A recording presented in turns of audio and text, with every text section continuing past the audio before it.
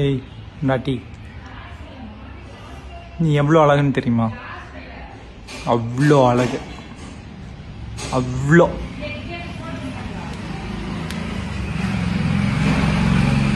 Love you. சீக்கிரம் வந்துடு, miss பண்ணுறேன். Miss you. ரெடி ஆகிட்டேன்.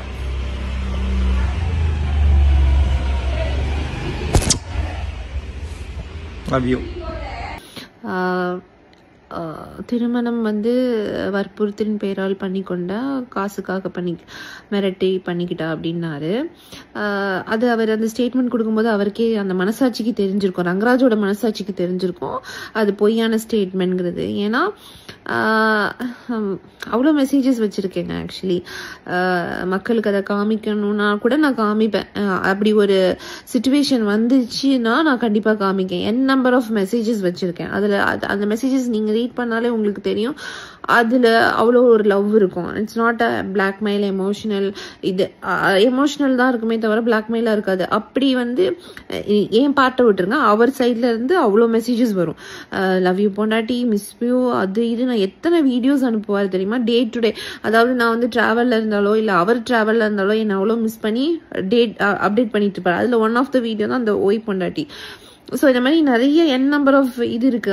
அது எப்படி அவர் மாதம்பட்டி ரங்கராஜ் ஷூட்டிங் ஸ்பாட்ல இருக்கும்போது ஜாய் கிறிசல்டாவுக்கு அனுப்பிய வீடியோவை இப்போ ஷேர் பண்ணியிருக்காங்க. அந்த வீடியோ தான் இப்போ வரலாயிட்டு வருது. மாதம்பட்டி ரங்கராஜ் அண்ட் ஜாய் கிறிசல்டா இவங்களுக்கு இடையே ஏற்பட்டுள்ள பிரச்சனை தான் இப்போ பெரும் பரபரப்பை ஏற்படுத்திட்டு வருது. மாதம்பட்டி ரங்கராஜ் தன்னை திருமணம் செய்து கர்ப்பமாக்கி ஏமாற்றியதா ஜாய் கிறிசல்டா மகளிர் ஆணையத்தில் புகார் கொடுத்தாங்க. இது தொடர்பான விசாரணையில நேரில் ஆஜராகி மாதம்பட்டி ரங்கராஜ் விளக்கமும் கொடுத்தாரு. அப்போ அவருடைய முதல் மனைவி ஸ்ருதியுடன் வந்திருந்தாரு. அந்த விஷயம் கூட பேசும் பொருளானுச்சு. இதை தொடர்ந்து ஜாய் கிறிசல்டாவுக்கு ஆண் குழந்தையும் பிறந்தாங்க. இந்நிலையில தான் ஜாய் கிறிசல்டா தன்னுடைய குழந்தை அப்படியே மாதம்பட்டி ரங்கராஜ் போலவே இருக்குன்னு போட்டோவை வெளியிட்டிருந்தாங்க.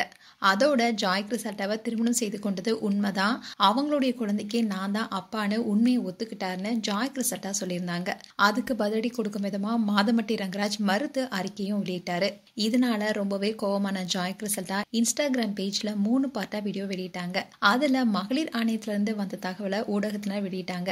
என்ன திருமணம் செய்தது உண்மைதான்னு மாதம்பட்டி ரங்கராஜ் தான் ஒத்துக்கிட்டாரு.